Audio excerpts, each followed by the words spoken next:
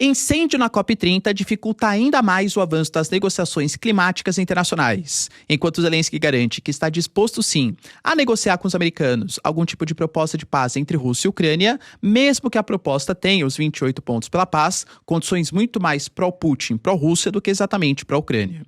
Ao mesmo tempo, Trump retira tarifas de 40% sobre mais de 240 produtos brasileiros, o que, claro, é uma ótima notícia e está sendo visto como uma vitória para o Itamaraty, mas, sempre tem o mas, né? Não são exatamente todos os produtos e existem alguns pontos ainda de discordância. Vamos tentar entender também por que o Trump fez isso exatamente nesse momento. Enquanto parlamentares democratas, veteranos de guerra inclusive, pregam uma desobediência militar e da inteligência americana contra as medidas do Trump, que são consideradas por esses parlamentares como ilegais, e o Trump pede pena de morte para esses parlamentares democratas. Será que existe algum risco de ruptura institucional nos Estados Unidos? Para finalizar, falar também sobre o encontro do G20 que vai acontecer nesse final de semana lá em Johannesburgo, na África do Sul, sem a presença dos Estados Unidos, e com Friedrich Merz, chanceler alemão, prometendo uma reunião com o presidente brasileiro. Lai Ching-te come um sushi, o que parece ser uma medida inocente, mas vindo de Taiwan com uma representação do Japão, eu diria que é uma provocação bastante perigosa contra os chineses. Se vocês querem entender um pouco mais sobre esses assuntos, e muito mais também sobre geografia, geopolítica, atualidades, política, polêmicas, enfim. Tudo para você se manter sempre bem atualizado. Já se inscreve no canal, deixa seu like, compartilha esse vídeo, que o professor Ricardo conta muito com a sua ajuda. Belezinha? Pessoal, recado rapidinho da nossa parceiraça do canal. Galera, para tudo e presta atenção aqui. A Black Friday da Insider está no seu fim. Presta atenção que ainda dá tempo de você comprar, ter acesso às melhores e mais tecnológicas roupas do Brasil, utilizando o meu cupom Prof. Ricardo, se você já é cliente da marca. Você tem pelo menos 15% de desconto. Para novos clientes, novos CPFs, 20%. Só que com os descontos que já existem no site, o seu desconto pode chegar até 50%. Como eu falo para vocês, é a melhor Black Friday da história. Para você ter acesso, por exemplo, a essa maravilhosa Tech T-shirt, cara, todas as roupas da Insider são muito tecnológicas, tá? Por exemplo, essa aqui, primeiro que ela, assim, tem uma moda atemporal, eu acho sensacional, né? Tem inclusive de todas as cores praticamente. Eu vou lá, galera, sem passagem, só coloco no corpo, o próprio calor do corpo, ele vai desamassando. Ele tem uma tecnologia que a peça simplesmente não desbota. Essa camiseta não é nova e tá com praticamente a mesma coloração de quando eu comprei. Se você comparar com as camisetas de algodão convencional, que sei lá, em poucas lavagens, já parece uma camiseta velha, a Insider, assim, o custo-benefício ele é sensacional. Fora que tem vários modelos. As Hailey, por exemplo, que elas são super chiques. Tem, por exemplo, a Core T-shirt, que tem uma gramatura um pouco mais grossa. Pra quem tá um pouco mais, talvez você quer esconder um pouco mais as marquinhas do corpo, elas são sensacionais, eu adoro também. Meias, cuecas, masculino, feminino, todos os tamanhos, eu tenho certeza vai fazer muito sentido pra você. E aproveita também que eu tô deixando na descrição o grupo de WhatsApp em que a Insider oferece descontos exclusivaços, ofertas relâmpago. Então você entra no grupo, de repente ele solta lá, aqui pros próximos clientes, vai ter uma promoção aqui exclusiva, tal peça com não sei quantos por cento de desconto. Agora você consegue, assim, preços imperdíveis para ter acesso, como eu falo, às melhores roupas do Brasil. E se você não acredita em mim, galera, compra, tá? Testa, eu tenho certeza que as pessoas que testam não se arrependam. Antecipa a compra de Natal, renova o seu guarda-roupa. Eu tenho certeza que essa Black Friday da Insider vai ser sensacional para você conseguir se vestir muito melhor com as roupas mais tecnológicas do Brasil. Bom, galera, então bora lá pro vídeo, ó. E corre, hein, galera, que a Black Friday, a Black November da Insider está acabando, hein, galera. As melhores peças, ó, estoque limitado, tá bom? Então corre lá na descrição. Tenho certeza que você vai encontrar um produto sensacional para você. Como eu falei para vocês na introdução, de fato, galera, a gente teve um incêndio na COP30, que já é uma COP que apresenta dificuldades, não exatamente porque, não da questão da infraestrutura, que a gente já discutiu várias vezes aqui no vídeo, tá? Não vou ficar focando nessas questões, mas sim muito mais a parte geopolítica das coisas. A COP30, que estava sendo identificada como a COP da mudança, ou seja, finalmente a gente vai tentar achar o que o Brasil e vários outros países estavam chamando de o mapa do caminho, principalmente dos combustíveis fósseis, falava que, poxa, a ideia é sensacional, o Acordo de Paris, país, reduzir em 1,5 grau no máximo as temperaturas globais em relação aos níveis pré-industriais, só que não adianta a gente ficar na retórica argumentativa se planos efetivos não são consolidados. Então esse mapa do caminho, ele previa que os países demonstrassem com medidas, pensamentos, enfim, um caminho para de fato conseguir atingir esses objetivos.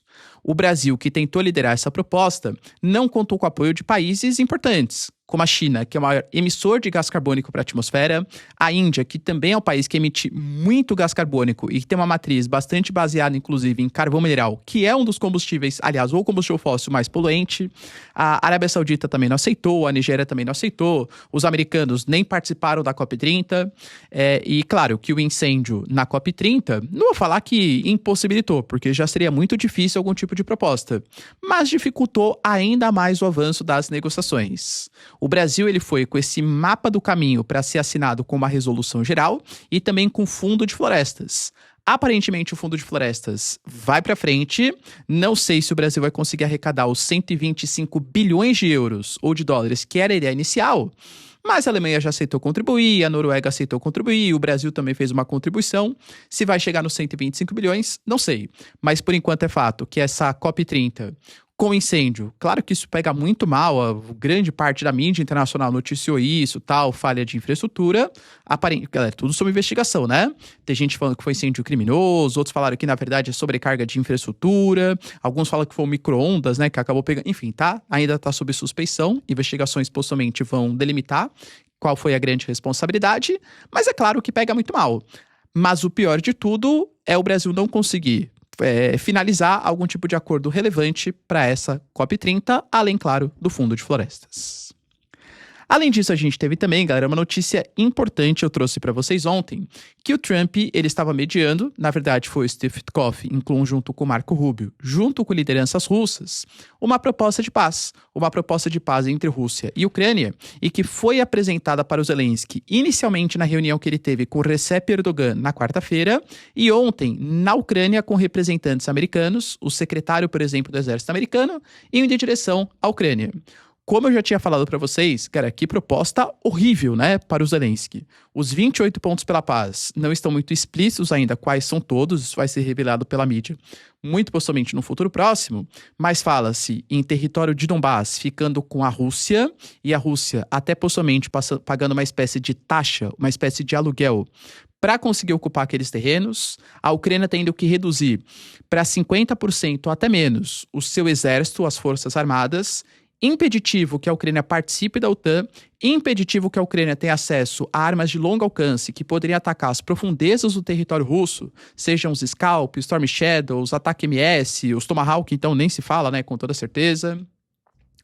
O Zelensky tendo que convocar novas eleições dentro de um prazo de 100 dias, ou seja, condições péssimas. A usina de Zaporizhia, por exemplo, que é a maior usina do continente europeu, ficaria 50% da energia para os russos, 50% para os ucranianos. A linha de frente na região, por exemplo, de Kherson e de Zaporizhia, né, ficaria congelada, ou seja, os ucranianos nem teriam acesso de volta a territórios importantes. A Crimeia e Donbás seriam reconhecidas oficialmente pelos Estados Unidos como territórios russos, ou seja, na prática, eu diria que é praticamente uma rendição.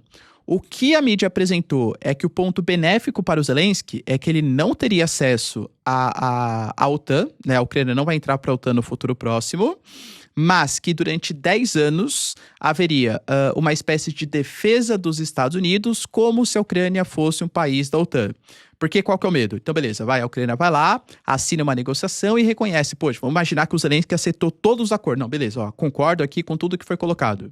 Quem garante que daqui 3, 4 anos, por exemplo, a Rússia, um pouco mais recuperada da guerra, a moral voltou, tudo tal, não possa fazer novos ataques? Não possa cogitar avançar um pouco mais a linha que foi ocupada do território ucraniano. A Rússia, por exemplo, hoje continua avançando territorialmente. O próprio Peskov, quando foi perguntado sobre a possibilidade de paz, ele falou que, por enquanto, não tem negociações nada a acrescentar, mas que a Rússia vem avançando em territórios importantes. Inclusive, por exemplo, o território de Kupiansk, que a Rússia alega que conseguiu dominar num passado recente aí, recentemente.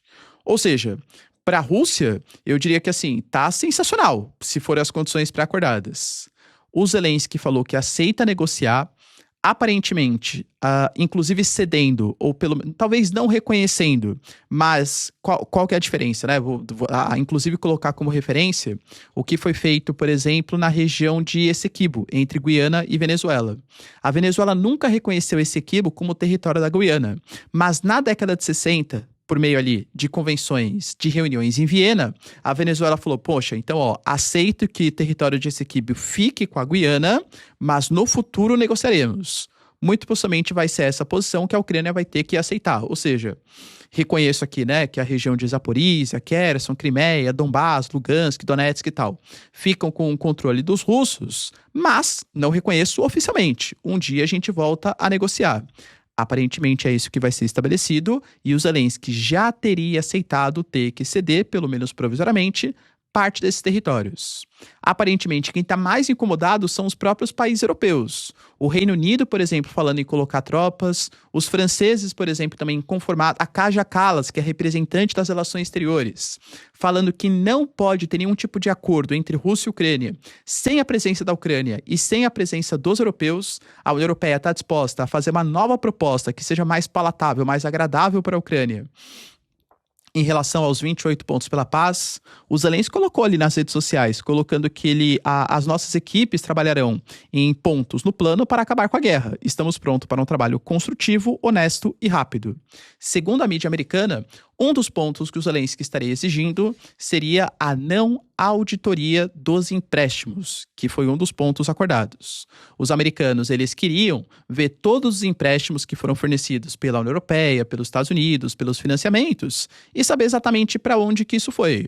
Porque, novamente, ressalto para vocês, a Ucrânia, além de todos os problemas na frente de batalha, ainda está enfrentando o escândalo de corrupção, pegando no setor energético, setor super importante que a Rússia vem atacando a infraestrutura energética e que já vem começando a respingar, se não diretamente no Zelensky, em ministros que ele indicou e empresários que eram seus aliados. Vai chegar no Zelensky? Não sei, né? Então, a Ucrânia alega que não quer essa auditoria, anistia todos os crimes que foram cometidos durante a guerra, em relação a desvios, em relação à própria guerra, tudo tal, para que seja finalizado algum tipo de acordo. Vejo eu que, pela dificuldade na frente de batalha, acho que o Zelensky já aceitou que ele vai ter que aceitar ceder alguns espaços para a Rússia. Ou, pelo menos, né, deixar eles ocuparem sem reconhecer como territórios russos. Mas, ao mesmo tempo, a Ucrânia fala, por exemplo, na própria cúpula da ONU, que não aceita não ter o direito de defesa, não aceita a violação de soberania, quer escolher as suas alianças militares e quer reconhecer. E não aceita o reconhecimento de territórios ocupados pela Rússia como territórios russos. Mas, mais uma vez, né, assim como penso eu, o Trump colocou esses 28 pontos pela paz tão pró-Rússia, porque ele sabe que vai ter que chegar no meio termo, acho que a Ucrânia está falando isso publicamente na ONU, porque sabe que colocando de uma maneira tão radical, fica, né, mais fácil chegar no meio termo. Galera, é geopolítica, né? Política é arte da negociação. Além disso, tivemos também o Trump voltando atrás nas tarifas brasileiras. Eu tinha estado para vocês no vídeo passado, aliás, em vídeos passados, que o Trump ele tinha retirado as tarifas em vários produtos agrícolas e que isso não foi necessariamente bom para o Brasil, porque o Brasil tinha tarifas de 50%, o que tirou foi a de 10%, que eram as tarifas comerciais. Só que daí, Colômbia, Vietnã, que eram concorrentes do café brasileiro, ficaram com tarifa zero, e o Brasil continuava com a tarifa de 40%, que era pelas questões políticas. O Marco Rubio e o Mauro Vieira, eles negociaram na semana passada, e eu adiantei para vocês aqui, galera, em primeira mão, que é a primeira mão, né? Além das mídias internacionais, inclusive fontes americanas, que muito possivelmente um acordo provisório ia acontecer até o final de novembro. Aparentemente, até a própria diplomacia brasileira, Itamaraty, ficou surpreso quando o Trump divulgou as mudanças na política. Tarifas de 40% colocado contra produtos brasileiros estavam aniquiladas, anuladas. Poxa, galera, a gente fala de mais de 240 produtos, principalmente do setor primário. Então, por exemplo, carne, café, frutas como manga, coco, açaí, abacaxi, ou seja, uma série de produtos aí, principalmente primários, entrando gratuitamente, ou seja, sem as tarifas, né, no mercado americano. Professor, sabia, o Trump ele aprendeu, né? Calma, né? Vamos tentar entender o que está acontecendo. O Trump, ele teve uma derrota, na verdade não ele, mas o Partido Republicano, nas eleições que aconteceram recentemente. O Zohran Mamdani, como prefeito de Nova York, é a ponta do iceberg de uma série de derrotas do Partido Republicano e de um presidente Trump que, nesse momento, está no seu pior momento de popularidade do seu segundo mandato. Sabe por quê? Questão de poder de compra, galera. Como eu falo pra vocês, poxa, isso é primordial. A questão econômica, salvo raríssimas exceções, é o principal distrator para pessoas escolherem os seus candidatos. Ah, tem a questão da guerra cultural, tem a questão dos imigrantes, tem a questão, sei lá, de como ele trata questões relacionadas aos direitos humanos. Tem, não foi que é desprezível, tem mesmo. Mas, via de regra, se as pessoas estão empregadas e se a inflação está controlada, o cara vai ser reeleito. Hoje, os dados americanos apontam que a inflação está em 3,1% ao ano, que é relativamente alto frente à média americana, enquanto o salário do quarto da população mais pobre, ou seja, dos 25% mais pobres, subiu só 3,5%. Ou seja, a inflação está praticamente corroendo o poder de compra da população mais pobre. Além disso, quando você pega alguns produtos específicos da cesta de alimentos, o café, por exemplo, teve uma inflação de 18,9% e a carne teve uma inflação de 14,7%. Ou seja, a gente sabe que a população mais pobre, via de regra, compromete muito mais o seu salário com a alimentação do que com outros bens e serviços. E é justamente a alimentação que está ficando mais cara. Ou seja, a inflação para a população mais pobre, que é uma inflação muito mais focada nos alimentos, possivelmente estava muito maior do que esses 3,1% anunciados oficialmente pelos Estados Unidos. É óbvio que isso traz uma queda de popularidade. O Zohran Mamdani, por exemplo, como prefeito de Nova York, ele ganhou por quê? Porque ele é comunista? Não, cara, porque ele trouxe uma solução que, enfim, não sei se vai dar certo, né? Mas que ele alega que é a solução efetiva para você reduzir os preços. Ah, eu vou congelar o preço do aluguel, eu sei que você está sofrendo com aluguel de $4.000 aí por mês em Nova York, então vou congelar preço, por exemplo, dos aluguéis, eu vou subsidiar preço dos alimentos nos mercados, eu vou fazer com que o transporte coletivo seja gratuito para a população, ou seja, mexendo no bolso da população, entende? O Trump, ele sabe disso, ele sabe que a economia é um dos principais distratores. Então a gente teve essa redução das tarifas, inclusive, coincidência ou não, vai ser muito próximo do feriado do Thanksgiving, que talvez seja, né, o Dia da Ação de Graça ali, o feriado mais simbólico para a população americana, de comprar alimentos, fazer jantares familiares e tal. É muito simbólico que tenha uma redução de preço justamente nesse momento, mas nem tudo são flores para o Brasil. Claro que assim, vem da visão brasileira. Aqui de novo sai informação, né, entre a minha análise aqui como eu tô vendo. Acho que o Brasil, ele se portou bem nesse sentido. O Brasil, ele agiu com calma, com parcimônia. A gente não foi respondendo às tarifas, colocando medidas retaliatórias, criticando publicamente, muito veementemente. A gente falou, bom, ó, Estados Unidos, vamos entender? Eu acho que, ó, questões aqui políticas, a anistia, questão contra autoridades, isso a gente não negocia, isso é questão de soberania brasileira. Mas você tá chateado por questões comerciais? Isso a gente pode negociar. O Brasil sempre se mostrou disposto a tentar negociar com os americanos as questões comerciais. Mas deixando bem claro também, entendam, o mercado americano é super importante para o mercado brasileiro. Mas existem mercados alternativos. O Brasil tentou fazer parceria com os países do Sudeste Asiático, parcerias com a Índia, com a Indonésia, com a Coreia do Sul. Parte do café foi destinado para o mercado chinês, por exemplo. O Brasil tentou fazer alianças, acelerou o processo de integração ao acordo Mercosul Europeia, alianças, por exemplo, com o Canadá. Ou seja, qual foi a solução brasileira? A gente quer negociar com os americanos, mas procurar mercados alternativos, com certeza, é a melhor solução. E querendo ou não, galera, vamos ser sinceros, é óbvio que afetou, por exemplo, produção de café, produção de carne. Os americanos, eles são o segundo maior exportador no mercado do Brasil. Para vocês terem uma noção, essa redução das tarifas pode impactar em praticamente 5 bilhões de dólares. Quando a gente pega, por exemplo, o Nordeste, é praticamente 10% de todas as exportações destinado para os Estados Unidos. Mas existe um mundo sem Estados Unidos. E talvez isso foi visto, né? Ou seja, vocês entendem que assim, talvez 10, 20 anos atrás, se falasse que os americanos eles iam tarifar em 50% produtos brasileiros, a gente ia ser obrigado a ficar de joelhos, subordinar, abrir mão da nossa soberania em nome de um autoritarismo americano. Os americanos perceberam que o mundo de 10, 15, 20 anos atrás, com certeza não é o mundo atual. Novamente, não estou desmerecendo os Estados Unidos, é sim uma economia relevante.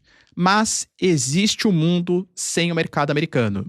Não é a melhor das opções? Não, o melhor é com o mercado americano. Mas existe um mundo sem ele.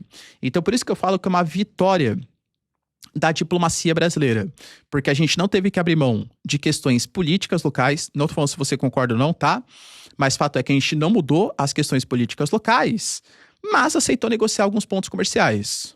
Lembrando que os americanos ainda fazem críticas a algumas questões relacionadas ao STF, algumas questões relacionadas à pirataria, roubo de propriedade intelectual. Isso continua nos Estados Unidos, tanto que nem todos os produtos eles tiraram as tarifas. Tarifas contra, por exemplo, máquinas, equipamentos, móveis, madeira, que são setores estratégicos para o Brasil, continuam taxados. Mas economicamente falando, vocês percebem que não faz nem sentido essas tarifas contra o Brasil? Se falei para vocês, poxa, vai tarifar o café, vai tarifar a carne para deixar mais caro para o consumidor americano? Não faz o mínimo sentido. O Brasil hoje, ele foi o quarto país que mais ofereceu um superávit para os americanos, só sendo superado pelo Reino Unido, pela Holanda e pelo Hong Kong. E convenhamos que Holanda e Hong Kong, ou os Países Baixos, né, Hong Kong, tem muito mais a ver com serem regiões portuárias para escoamento de produtos americanos. Ou seja, a gente só não foi mais bonzinho com os americanos do que o Reino Unido. A questão não é um superávit comercial brasileiro. Então era muito mais focado em questões políticas que, sendo sincero, a população americana não tá nem aí.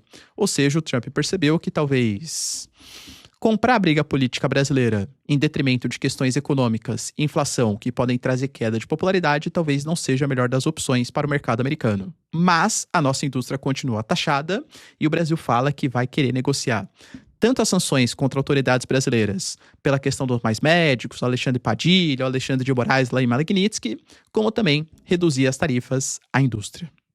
E aí, pessoal, boa notícia para o Brasil? Deixa aí nos comentários. Além disso, outra notícia importante também está ligado, olha galera, polêmica, hein? Alguns parlamentares democratas veteranos de guerra orientaram uma desobediência das Forças Armadas e da inteligência americana contra ordens, ou que eles chamam de ordens ilegais, do presidente americano. Não ficou muito explícito exatamente o que seriam essas ordens ilegais, mas vendo as movimentações militares americanas e o que a ONU está colocando e alguns países latino-americanos estão colocando, possivelmente são os ataques contra as embarcações da região do Caribe, que a ONU chama de execuções extrajudiciais, bem como alguns territórios latino-americanos. Professor, é isso? Não sei, tá? Não sei. Mas, especulando, muito possivelmente é isso que eles se referiram. Eles falaram que hoje o Trump representa uma ameaça à Constituição, já que ela está vindo dentro do próprio país, e que militares e agentes da inteligência devem recusar ordens ilegais. O povo americano precisa que vocês defendam as nossas leis e a nossa Constituição. Por favor, militares e inteligência, não abandonem o barco. Na prática, o que os parlamentares eleitos pelo Partido Democrata, veteranos de guerra, estão colocando é que os militares deveriam desobedecer às ordens que são dadas pelo Donald Trump. O Trump ficou revoltadíssimo com isso, colocou inclusive, né, que comportamento sedicioso é punível com morte, ou seja, eles estariam sendo traidores, e aí abriu de novo uma crise ali, né? Porque de um lado os democratas falam que o Trump está agindo de maneira ilegal e por isso as ordens deveriam ser recusadas. Como o Trump falou que sedição, né, é pena de morte, então os democratas agora estão acusando que, na verdade, o Trump está ameaçando parlamentares democratas que foram democraticamente eleitos pela população. Isso pode abrir precedentes, novamente, para conflitos maiores. Utilização da Guarda Nacional, maior ação militar dos Estados Unidos internamente. Claro que tem algumas pessoas mais eufóricas já falando em guerra civil. Desobediência civil, alguns militares vão apoiar esses democratas. Pô, galera, convenhamos que não são os democratas, foram parte dos democratas que fizeram essa crítica e a resposta do Trump ela foi muito forte, né? O que pode levantar, claro, reivindicações do outro lado. Mas, por enquanto, sem chances de guerra civil. Será?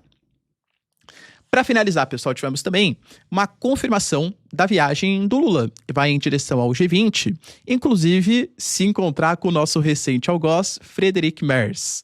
Cara, aparentemente está tudo bem, né? O Friedrich Merz, ele já destinou 1 bilhão de euros ali para o Fundo de Florestas proposto pelo Brasil. O Friedrich Merz falou, poxa, eu só falei que a Alemanha é muito bonita, possivelmente o Berlim é muito bonita. O Lula também concorda com isso. E teremos uma cúpula, uma reunião bilateral entre Friedrich Merz e Lula. Os dois vão se abraçar, vai ter alguma piadinha, né? Enfim, vai ficar tudo bem, convenhamos que a Alemanha não é um problema geopolítico para o Brasil. Pelo contrário, dentro da União Europeia, eu diria que talvez é o país que mais quer fechar, ou um dos que mais querem fechar, o acordo do Mercosul Europeia, apoia a pauta ambiental brasileira, ou seja, não vejo maiores problemas com a Alemanha. Acho que, enfim, né? Página virada. O Brasil, ele vai em direção à África do Sul. Esse G20 não vai ter a participação dos Estados Unidos, o que eu acho ruim para os americanos.